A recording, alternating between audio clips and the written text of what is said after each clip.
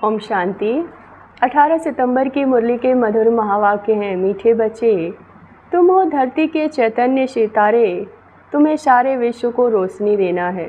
प्रश्न है, शिव बाबा तुम बच्चों की काया को कंचन कैसे बनाते हैं? उत्तर है, ब्रह्मा माँ के द्वारा तुम्हें ज्ञान दूध पिलाकर तुम्हारी काया कंचन कर देते हैं।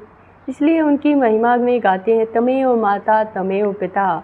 अभी तुम ब्रह्मा माँ द्वारा ज्ञान दूध पी रहे हो, जिससे तुम्हारी सब पाप कट जाएंगे, कंचन बन जाएंगे।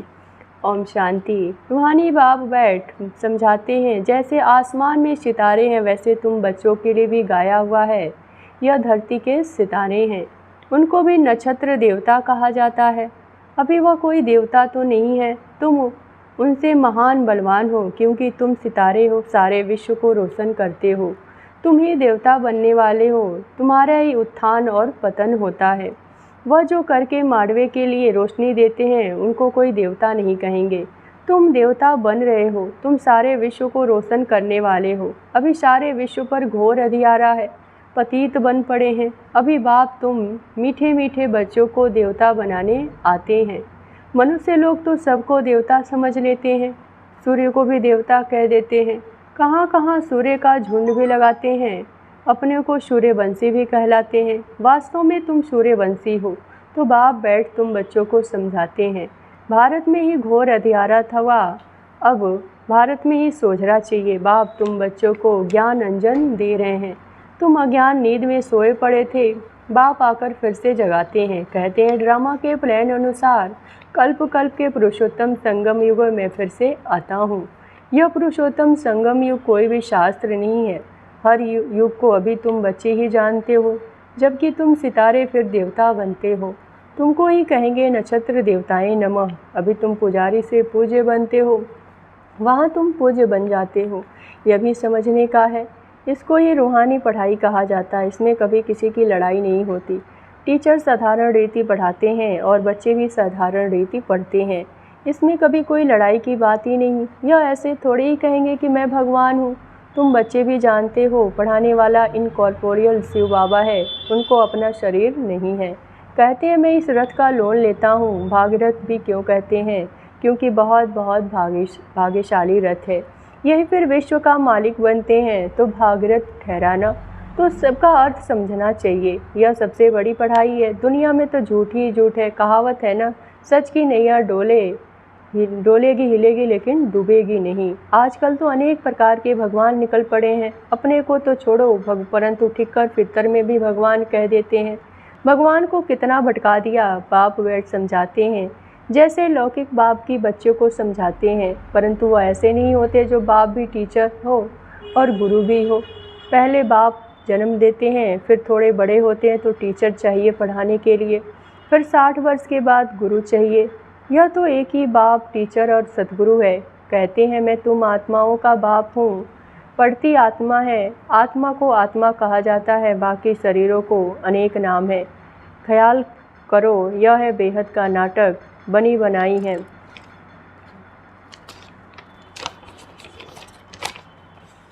कोई नई बात नहीं है। यह अनादि बना बनाया ड्रामा है जो फिरता रहता है। पाठधारी आत्माएं हैं। आत्मा कहाँ रहती है?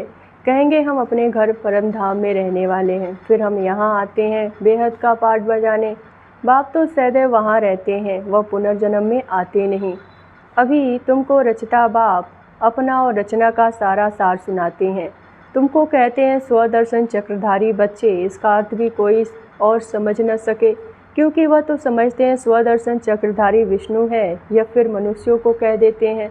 यह तुम जानते हो, शूद्र थे तो मनुष्य थे, अभी ब्राह्मण बने तो फिर मनुष्य से देवता बनेंगे, तो मनुष्य ही रहेंगे, परंतु कैरेक्टर बदलते हैं। रावण आता है, तुम्हारे कैरेक्टर कितने बिगड़ जाते हैं। सतयुग में यह विकार होते नहीं। अभी बाप तुम बच्चों को अमर कथा सुना रहे हैं। भक्ति मार्ग में तुमने कितनी कथाएं सुनी होगी। कहते हैं, अमरनाथ ने पार्वती को कथा सुनाई, अब तुम उनको तो शंकर सुनाएंगे। शिव कैसे सुनाएंगे? कितने ढेर मनुष्य जाते हैं सुनने के लिए। यह भक्ति मार्ग की बातें बाप बैठ समझाते हैं। बाप ऐसे नहीं कहते कि भक्ति कोई खराब है, नहीं, यह तो ड्रामा अनादि है, वह समझाया जाता है। बाप कहते हैं, एक तो अपने को आत्मा समझो, मूल बात ही है भगवानुवाच मन मना भव, इसका अर्थ क्या है? यह बाप बैठ मुख से सुनाते हैं, यह गौमुख है न। यह भी समझाया जाता है तत्वमेव माता पिता उनको ही कहते हैं, तो इस माता द्वारा तुमको सबको एडॉप्ट किया। शिव बाबा कहते हैं इस मुख द्वारा तुम बच्चों को ज्ञान दूध पिलाता हूँ, तो तुम्हारे जो पाप है वह भस्म होकर तुम्हारी आत्मा कंचन बनती है, तो काया भी कंचन मिलती है। आत्माएं बिल्कुल प्योर कंचन बन जाती है, फिर आहिस्ते आहिस्ते सीढ़ी उतरते हैं। अभी तुम समझ गए हो कि हम आत्माएं कंचन थी, शरीर भी कंचन था। फिर ड्रामा अनुसार हम 84 चक्र में आए। अभी कंचन नहीं है, अभी तो 9 कैरेट कहेंगे, बाकी थोड़ा परसेंटेज जाकर है। एकदम प्राय लोप नहीं कहेंगे, कुछ न कुछ शांति रहती है। बाप ने यह निशानी बताई है। लक्ष्मी नारायण का चित्र नंबर 1 है। अभी तुम्हारी बुद्धि में सारा चक्र आ गया, बाप का परिचय भी आ गया। भल अब तुम्हारी आत्मा पूरी कंचन नहीं बनी है, परंतु बाप का परिचय तो बुद्धि में है न। कंचन होने की युक्ति बताते हैं। आत्मा में जो खाद पड़ी है वो निकले कैसे, उसके लिए याद की यात्रा। इसको कहा जाता है युद्ध का मैदान। तुम हर के इंडिपेंडेंट युद्ध के मैदान में सिपाही हो। अब हर एक जितना चाहे उतना पुरुषार्थ करे। पुरुषार्थ करना तो स्टूडेंट का काम है ना। कहाँ भी जाओ एक दो को सावधान करते रहो, मन मना भव। शिव बाबा याद है, एक दो को यही इशारा देना। बाप की पढ़ाई इशारा है। तब तो बाप कहते हैं 1 सेकंड में काया कंचन हो जाती है, विश्व का मालिक बना देता हूँ। बाप के बच्चे बने हो तो विश्व के मालिक बन गए। फिर विश्व में बादशाही है, उनमें उच्च पद पाना है, यह पुरुषार्थ करना है। बाकी सेकंड में जीवन मुक्ति है। राइट है ना। पुरुषार्थ करना हर एक के ऊपर है। तुम बाप को याद करते रहो, आत्मा एकदम पवित्र हो जाएगी। सतो प्रधान दुनिया के मालिक बन जाएंगे। कितना बार तुम सतो प्रधान थे, फिर तमो प्रधान से फिर सतो प्रधान बने हो। यह चक्र फिरता रहता है, इसका कब अंत नहीं आता। बाप कितनी अच्छी रीति बैठ समझाते हैं। कहते हैं मैं कल्प कल्प आता हूँ, तुम बच्चे मुझे छीछी दुनिया में निमंत्रण देते हो। तो क्या निमंत्रण देते हो? कहते हो कि हम जो पतित बन गए हैं आकर पावन बनाओ। वाह तुम्हारा निमंत्रण। कहते हो हमको शांति धाम सुख धाम में ले चलो। तुम्हारा ओबीडियंट सर्वेंट हूँ। यह भी ड्रामा का खेल है। तुम समझते हो हम कल्प कल्प वही पढ़ते हैं, पाठ बजाते हैं। आत्मा ही पाठ बजाती है। यहाँ बैठे भी आत्मा को देखते हैं, सितारों को देखते हैं। कितनी छोटी आत्मा जैसे सितारों की झिलमिल रहती है। कोई सितारा बहुत तीखा होता है, कोई हल्का, कोई चंद्रमा के नज़दीक होते हैं। तुम भी योग बल से अच्छी रीति पवित्र बनते हो, चमकते हो। बाबा भी कहते हैं बच्चे जो बहुत अच्छा नक्षत्र हैं उनको फूल दो। बच्चे भी एक दो को जानते हैं नंबरवार। कोई बहुत तीखे होते हैं, कोई बहुत ढीले होते हैं। उन सितारों को देवता नहीं कह सकते। तुम भी हो मनुष्य, परंतु तुम्हारी आत्मा को बाप पवित्र बनाए विश्व का मालिक बनाते हैं। कितनी ताकत बाप वर्षा में देते हैं। तुम्हारी ऑलमाइटी बाप है। बाप कहते हैं मैं तुमको बच्चों को इतनी माइट देता हूँ। गाते भी है ना शिव बाबा, आप जो बैठकर पढ़ाई पढ़े मनुष्य से देवता बनाते हो।